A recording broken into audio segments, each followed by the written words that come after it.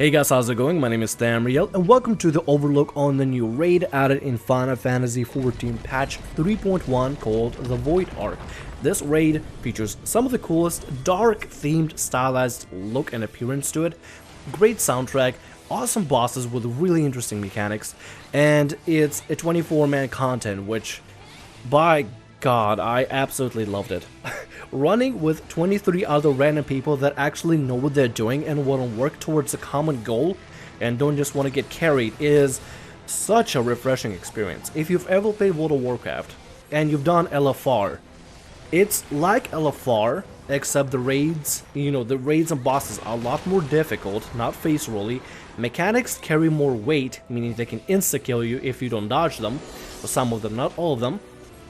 And 23 other people are actually working towards defeating the boss and not just getting carried and just staying in the background spamming abilities because they don't know their mechanics. Good bosses, great looking raid, awesome mechanics, and 23 other competent people, including myself being, semi-competent. I'm not a professional raider, but at least I know how to play a bard. Anyway, including all that together creates for such a fun and just enjoyable raiding experience that I just can't wait to run next week when there's a reset. It was just one of the most enjoyable raids I've ever ran, ever, in my years of playing MMORPGs, and it was just such an enjoyable experience and I can't wait to run it again.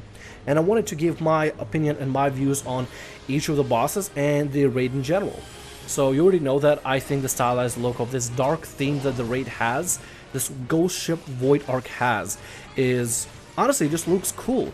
It's kind of difficult not to mess up like a dark theme for something, something as gritty as like an evil raid with a bunch of like dark, mystical bosses. But the look of the ship, it has this sci-fi element as well as this like mysterious dark fantasy element at the same time. I don't know, it's really difficult to describe it. It's supposed to be like a floating ghost ship that flies around in the sky.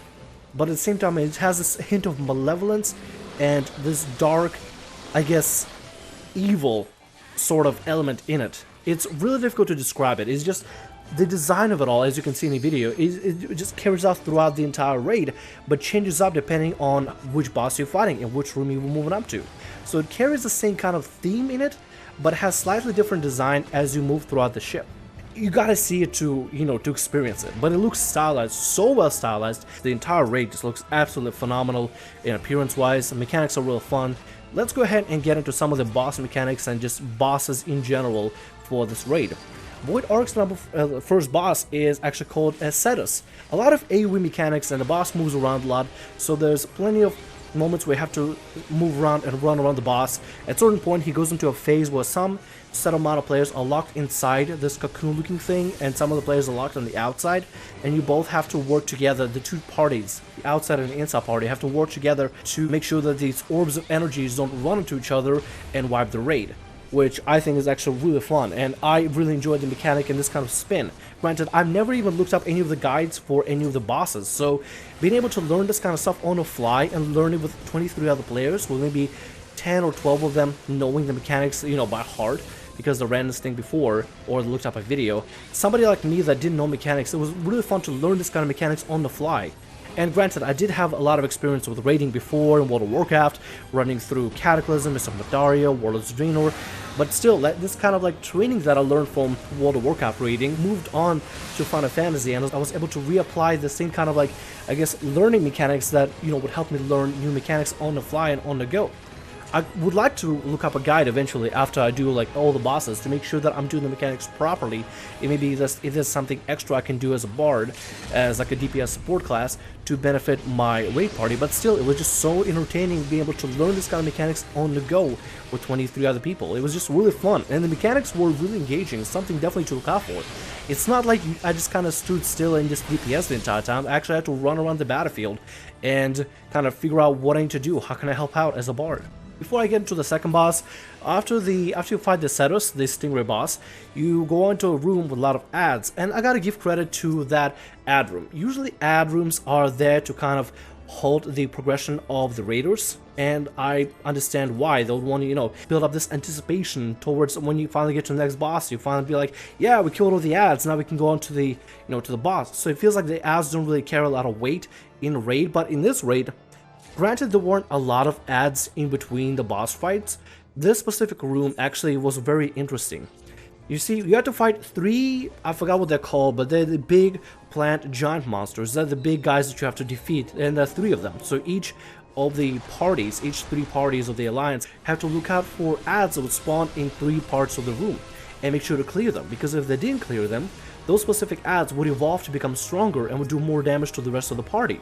So it clearly was designed to be like an ad check for everybody else that is engaged, so they can still continue to kill the bosses while look out for extra ads that can spawn left and right and kind of keep them in check, which I think was very engaging, very interesting to have that, because it doesn't just keep, make you feel like, okay, we'll move on from one ad to another ad to a third ad. You kind of, be on the lookout and keep yourself in check, make sure that the ads that do respawn, they're constantly DPS down and killed before they can do any significant damage or affect the alliance in general. The second boss is actually a very interesting boss, and right here on the Final Fantasy XIV Guild.com, it was described as a dog and pole boss, Sawtooth, and I'm gonna butcher this, Irminsul. Irminsul? Well, it's one of those things.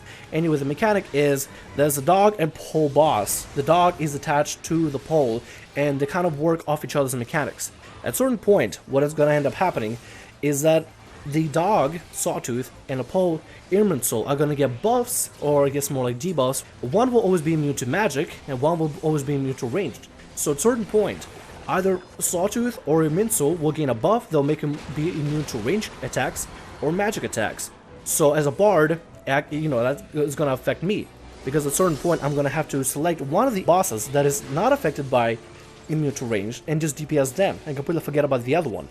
I'll have to trust my other teammates to take care of the one that is immune to ranged to be DPS down by them. I can only attack the one that is not immune to ranged, which I guess it puts a lot of trust into the people that you're fighting with and alongside with, which I guess builds up this kind of camaraderie and teamwork. It's like, okay, I can attack this guy, I'm trusting the rest of you, please don't fail me, I'm gonna do my very best to get the other guy. I've never seen that before in a raid before of any MMOs that I played. For this fight, actually, one mechanic I want to notice, actually give a pointer to, is the mucus mechanic. At a certain point, I believe it's Sawtooth, the dog, that casts this pool of acid that if it hits players, it A, stuns them and paralyzes them, and B, creates this network of mucus that is connected to each player. And the only way to make those players unstuck and unstunned is by having another player that was not affected by the mucus run through the network, run through the connection of the mucus, break the chain pretty much to make those players unaffected. Which I found actually pretty fun, because at a certain point when I see somebody on my left or on my right get connected in the network of mucus, there's me and there's another DPS, another healer out there that is running through and trying to make sure that those specific players that were affected by the mucus and are stunned by it are free. Which I found actually very engaging and entertaining, that the fight actually forces me to run through certain parts of the raid and to free the players. It makes me feel more engaged in the content that I'm doing, so it was pretty fun. I really enjoyed the second boss. I would like to make a note right here that there is an extra ad room after the second boss, but I didn't feel it was worth mentioning because it was a simple take and spank and get out the AoEs kind of mechanic of ads. But it is formidable if you don't pay attention, but it's still pretty fun. Third boss was the Tentacle Fad. That's what is described in FinalFantasyGuild.com, or I'm gonna butcher it again, Cuchulainn, or Cuchulainn. I'm completely messed that up. The mechanics is pretty easy, everything is telegraphed. You have to avoid the tentacles, you have to avoid floor turns to poison and get onto a platform, you have to kill slime ads. It was just honestly an engaging fight. It wasn't really that memorable, probably because the boss was a little, I don't know, whimsical looking with the giant tentacles and the vomit and the acid. I don't know, it's kind of what you expect from like an acid-based boss with the giant tentacles, but it was still entertaining and fun. I would want to run it again as melee, maybe see how my experience changes, but as a ranged bard, it was a very, very easy fight. The last boss, by the way, is very, very interesting. I absolutely loved the idea of the boss, Echidna. I'm gonna butcher it again. It's like a Mantis Melusine character as described in Final Fantasy XIV Guild. By the way, all links are gonna be in the description for that. It is a very fun boss because at a certain point, Echidna splits into 3 different ads that has to be tanked by the tanks. Every now and then certain minions will spawn that tanks have to pick up, but overall it was a really fun boss. Not complicated. None of the bosses are really complicated, in fact, but some of them have this, like, I don't know, like a little spin on it, which I thought was pretty fascinating and something that I've never seen in raiding before, which I gotta give another kudos to Void Ark for the originality of the bosses. I've never personally seen it before. Maybe they, you know, borrowed mechanics from Final Fantasy XI at a certain point. I would not know because I never played 11. But if they did, kudos, they made it work really well. Every boss was very unique, very unique in how you approach the situation. It looked unique, had unique abilities, didn't really borrow each other's abilities, didn't really have like anything that they mimicked from one another, and overall was a very enjoyable experience. The entire experience of the raid, like the entire run, was complemented at the very beginning and the end with this whole sideline story and plot of working with sky pirates in order to possibly obtain treasures. And at a certain point you see Diablos and you see Cait Sith. Cait Sith actually gets a really cool appearance, but I will not show any gameplay of the story, simply not to spoil it. If you want to go and experience it for yourself, you're more than welcome to. And I'll go ahead and leave any of the guides and links I can provide out there that are available right now for YouTube in order to, you know, learn more about the mechanics of how to do certain fights. You can kind of just Google most of the bosses in this encounter and see what they're like. Anyway, I hope you enjoyed the video. Let me know if you've experienced yourself about Void Ark, and let me know what you think about it. Has this been your first 24-man content raid? It has been for me, and I was kind of late to the Final Fantasy XIV party, but let me know what you think about the raid, and what do you think maybe you would like to try at a certain point. And I hope you enjoyed the video. My name is Real. Like, subscribe, and as always, have a great day. See ya.